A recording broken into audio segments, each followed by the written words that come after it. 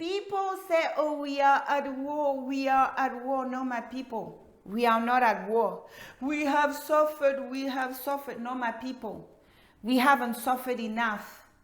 Because if we had suffered enough, we will treat each other with a little bit more care.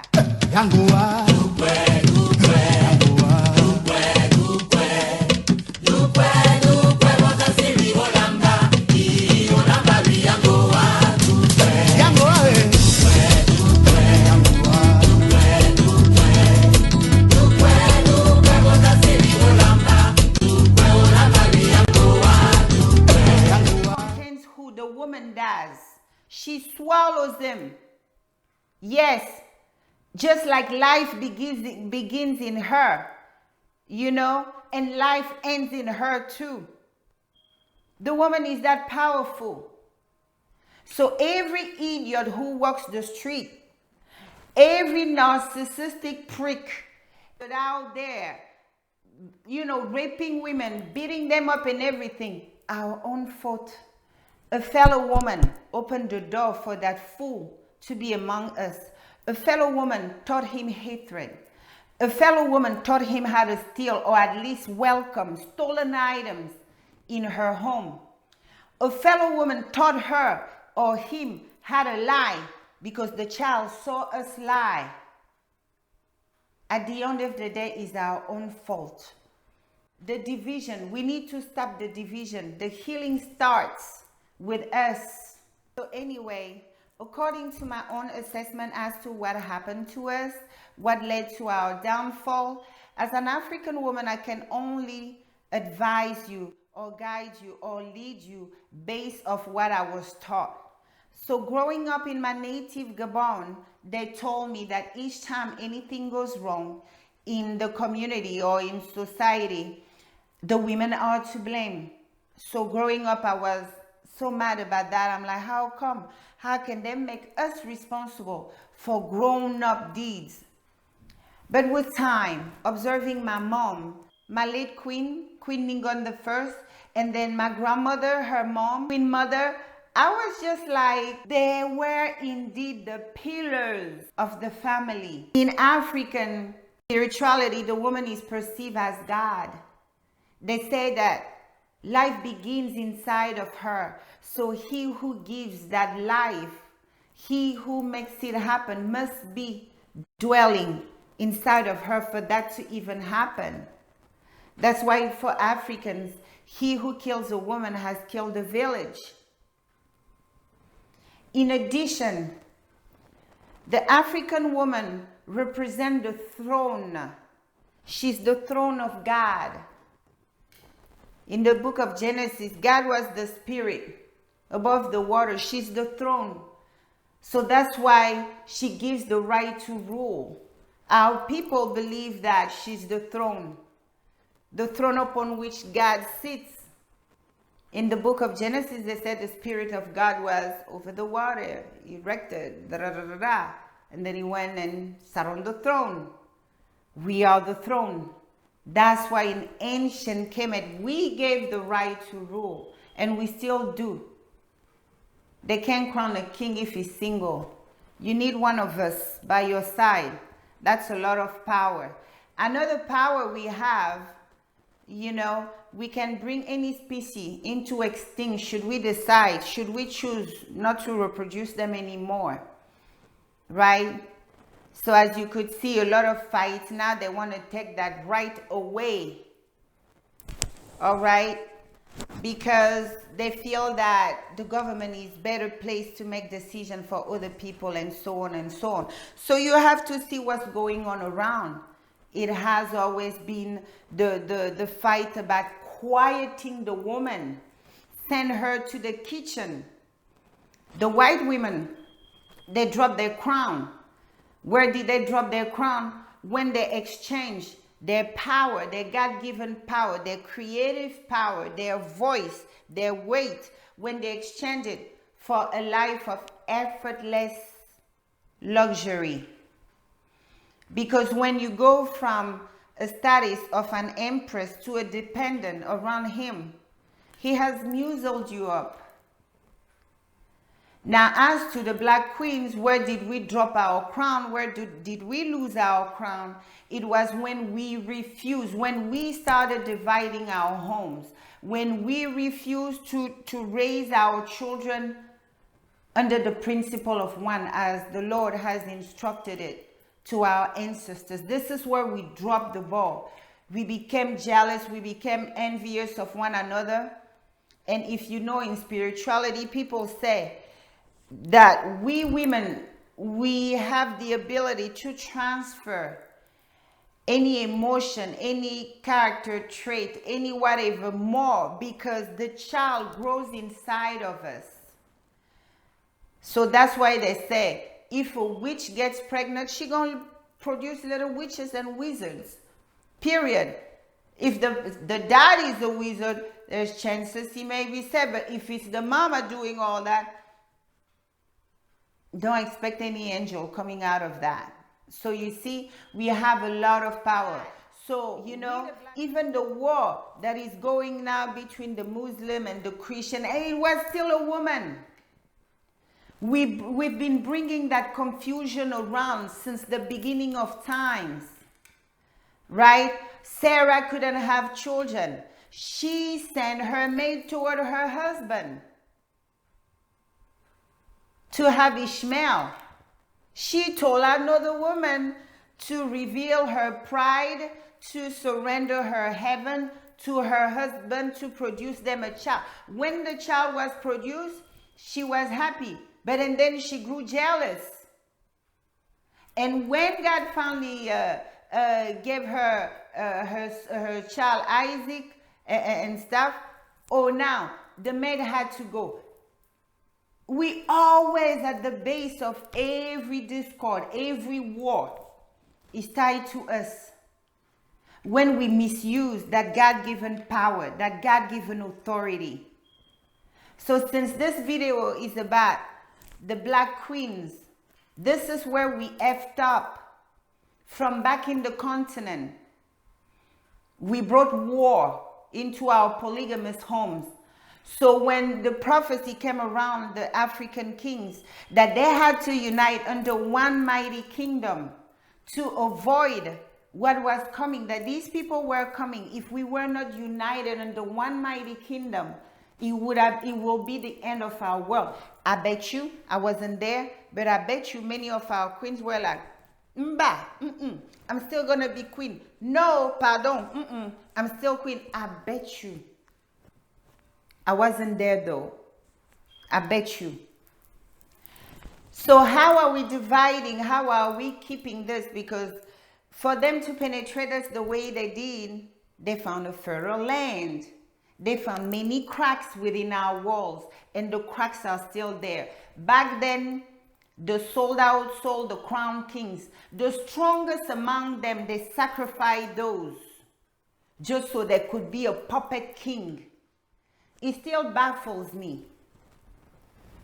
It still baffles me how we will sacrifice, how we will kill the strongest of us so we can replace it, so we can become a puppet in the service of the so-called enemy.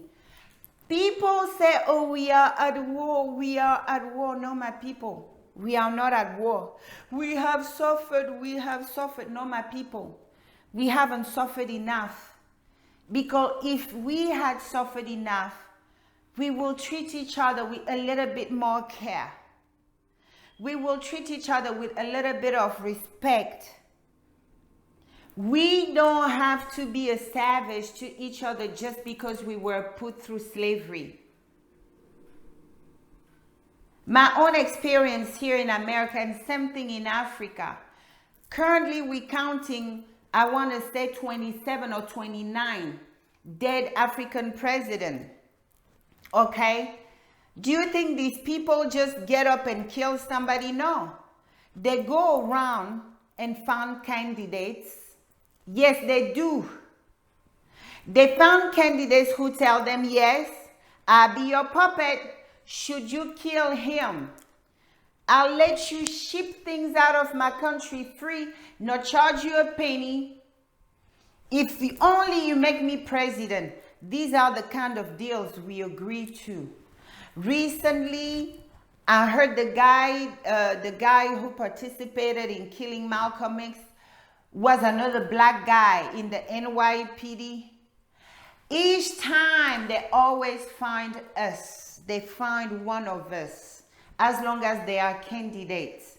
We are the only group of people who remain divided even while facing great adversity.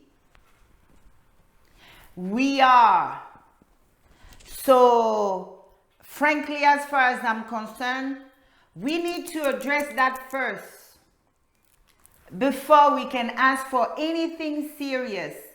Many of you so-called educated are still running around repeating that fallacy that your own kings sold you out. You so-called educated, you go and broadcast it. But they look at you like they're not that smart. They would have figured this out. We murdered their kings. We burned down their kingdoms. We took over their land. They became our subject until 1960. This is when we became so-called independent, in 1960. All right?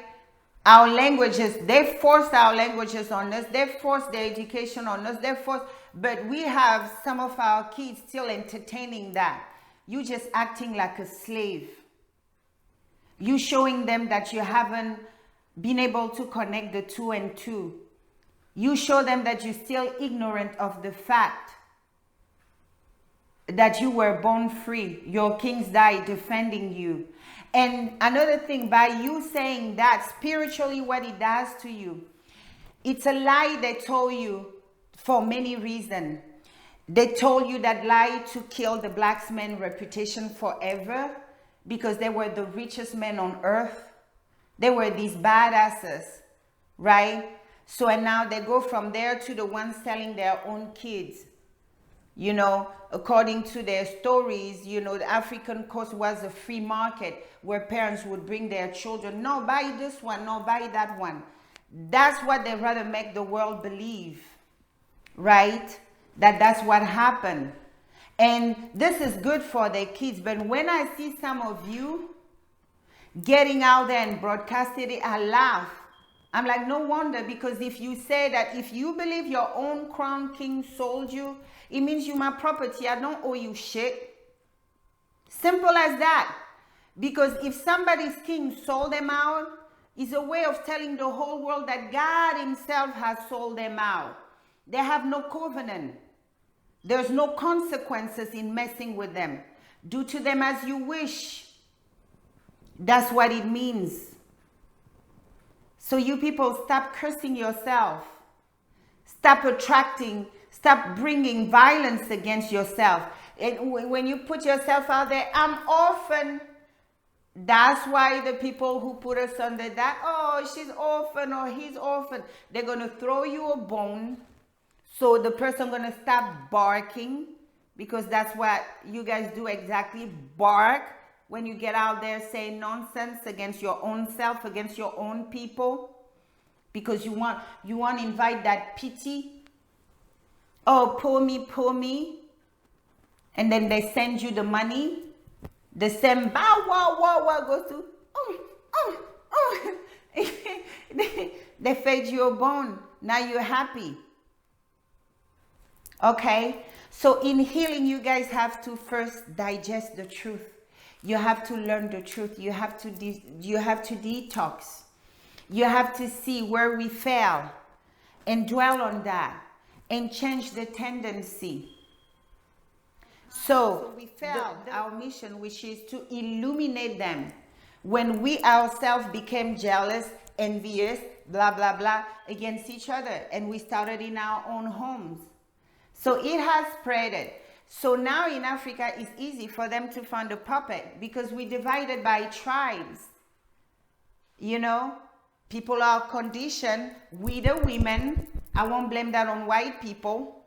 All right, I'm a very fair person. We the women taught our kids to only care for the blood or the children we gave birth only, or I don't know, or the children they share same father, same mother with. We brought that mess in our homes and then it spread it. Just like the white woman brought the mess, welcoming blood money at home. The white woman brought that mess about building mansion on other people's, on stolen land, on the rumbles of other people's homes. When they take these houses from Palestinians, push Palestinians out of their homes, women around the world go, they feel, they think, right, that another woman, a fellow woman, has to lose in order for her to have, and it's okay by them. It's violence on other women, period. And we need to change that tendency. We can't just get out there and complain and see the stage the world is.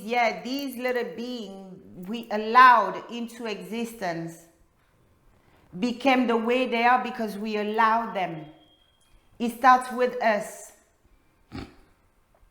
In the case of black men hating black women, black moms themselves, when you call the black girls that come around, you call them hoes, you call them fast, you call them all kinds of things. It goes to your baby's subconscious, okay? So he's going to view them as less than. What we need to do, we need to raise responsible children. We need to raise children who would love and fear women. A woman is a great weapon. Look at white people, how they use her. Any guy they want to take down, they have one for him. They have one. It's like they activate them. I'm not advising you to follow what they do. It's horrible. This is what happens when we don't stand on our power. We become people tools. We become people games. These are beings we allowed into existence. Let's not forget that. So if they're hateful, it's because we failed to teach them love. If they're dishonest, because we failed to teach them honesty. And wherever the mothers leaves off, the future wife picks up. If, for example, a child was raised in a racist home, and then he's interested in you and he want to marry you, and you hear this sound bite, tell him clear, listen, in my household, we don't have that. We're not racist, we're not hateful. Whomever come at us funny, we deal with them right there. We don't entertain hate. It's forbidden for us to entertain hate. We're the people of truth, love, and life. These are the foundation of our crowns. We can be hateful. My parents didn't teach me hatred, no matter what we went through. Because hatred, it's like kryptonite to our powers. Those who walk with us, our soldiers, our spiritual soldiers, those royal soldiers who took oath generations after generations after generations to accompany us. When you speak ill, hateful things against Africans, they run. Our children don't know us. Our children don't love us anymore. They run. This is how you find yourself exposed. When you align with them, they are love and light. They walk with you. You don't need to know them by names. Africans don't lose their children. That's why I organize under this non-profit organization called Nubia, the Path to Return. Return to what? Return to ourselves. Return to who we are. Children of Africa, God's people, children of the sun. Return to our spiritualities. Return to the learning of our languages, of our culture. Return to the land of our ancestors, because the 400 years are over.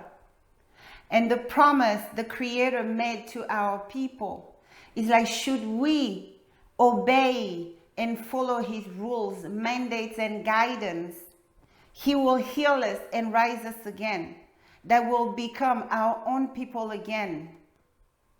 So that's the promise the Lord made to our ancestors. So yeah, this is pretty much it today. So African queens, you know, Nubia is about that. Nubia is about healing us.